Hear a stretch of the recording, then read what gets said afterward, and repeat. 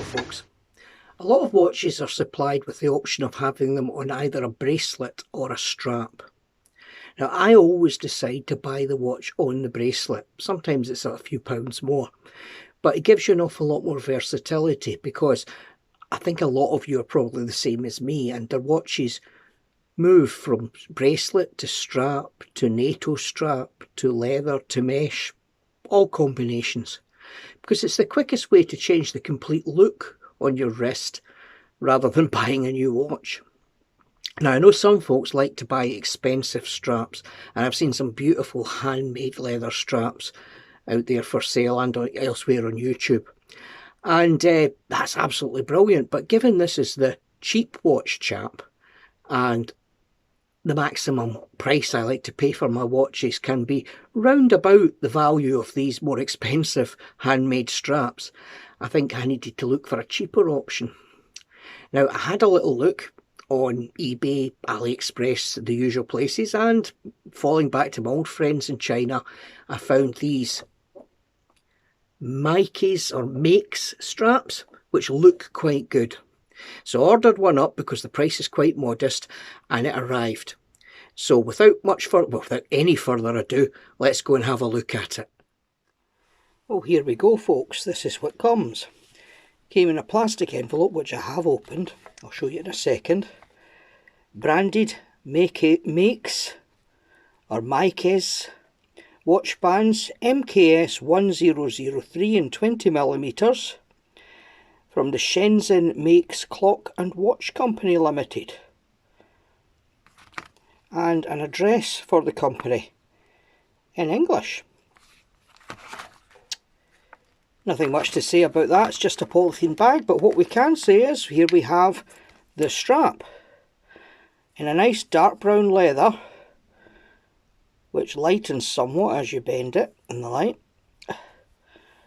Well stitched, genuine leather on the back, and a deployant clasp. So let's have a look and see if we could get this deployant clasp unwrapped easily. Getting this blue crap off it. There we are, one bit off, another bit over the top. Now here we are. The point of a deployant clasp on a leather band is that, well, leather bands don't last forever. What tends to happen with them is, as you're fastening on the buckle, there's a tremendous amount of wear here, usually on the hole where you're actually fastening the strap. With the deployed clasp, it's fitted in there, and the wear, such as it is on the clasp mechanism rather than on the leather, so your strap lasts a lot longer. Now, what came with the strap as well as the deployant clasp, and I thought this was a nice touch, is a spring bar tool and 3 spring bars. Now, open it up and have a look at these. It's just by the nature of a free gift, but I didn't expect to receive anything like that. So, nice touch. And we've got your spring bar tool,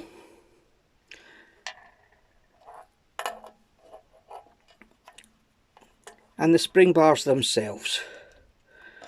As I say, 3 provided. So you can fit this on a watch and have a couple spare. Now, this makes genuine leather strap passes the most important test for me with a leather strap, because you can't really tell what's inside it and whether genuine leather means genuine leather. And I'll show you what I mean by that in a minute. This is another genuine leather strap, although in this case the finish looks an awful lot shinier than with the new Maikes strap. The comparison.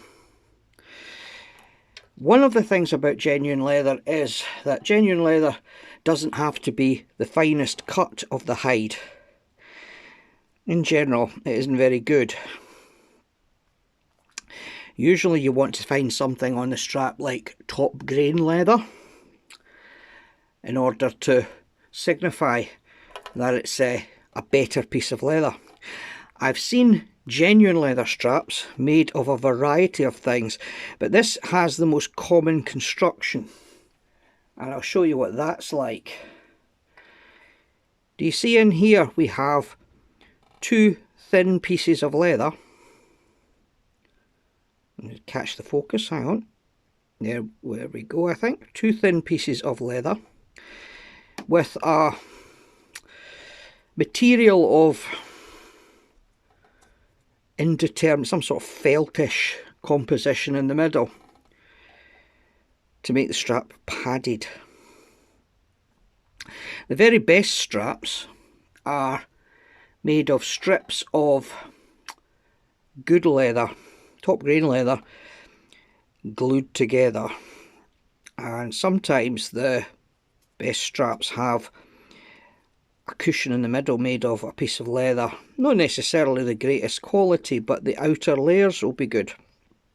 Now what I can tell you about this strap is this strap didn't smell of anything very much at all. Now I have encountered on very cheap watches genuine leather straps that were in fact not made of leather at all, they were plastic. And the excuse, well, the best place to notice this is when you're shopping for watch cases on eBay. You'll see various genuine leather watch cases. And if you look at, if you're lucky, you'll find in the small print that they mean PU leather. Now, PU leather is polyurethane leather. In other words, plastic.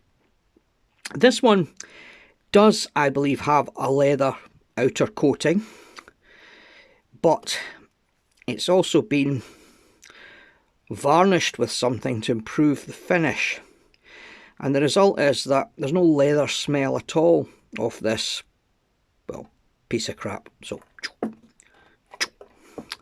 anyway, this strap has a much softer feel, it bends much more freely, a nice dark brown finish, and the stitching looks to be of reasonable quality, or at least the stitching appears to be real stitching, which goes through both sides. A note of caution here is that on the edge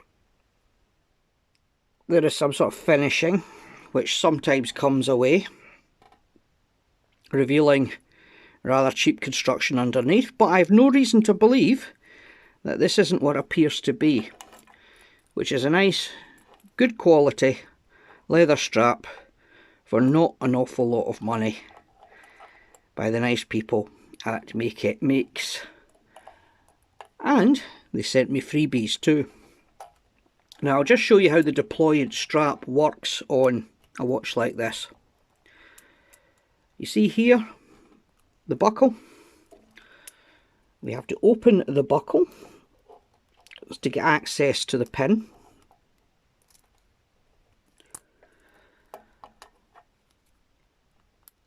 The watch just gets sized, it gets sized to fit into the appropriate hole. Yeah. Buckle snaps down.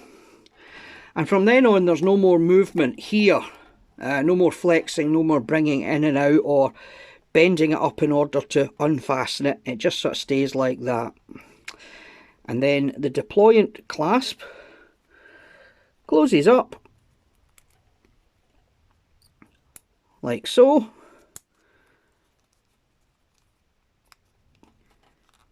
And Bob is your mother's brother.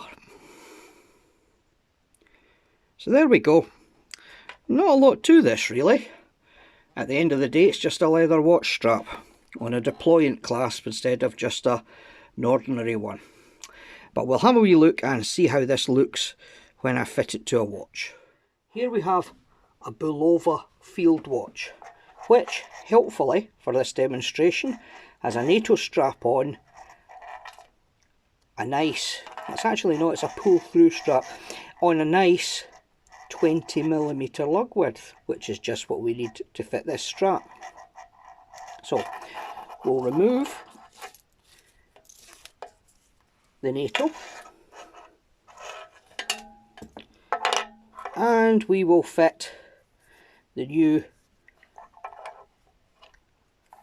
Maikes strap onto the watch.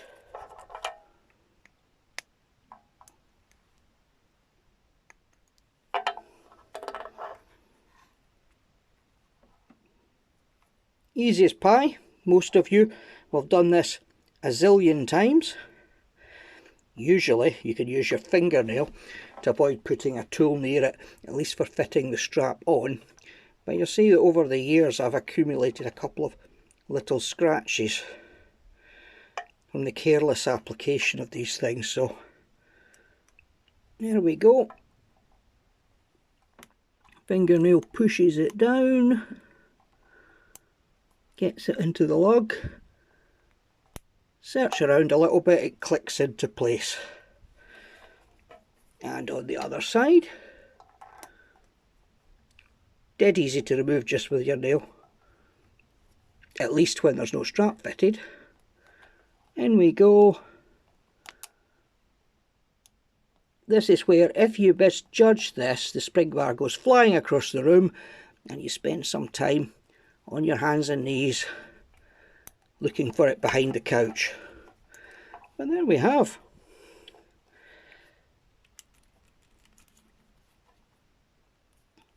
A 1930s style field watch on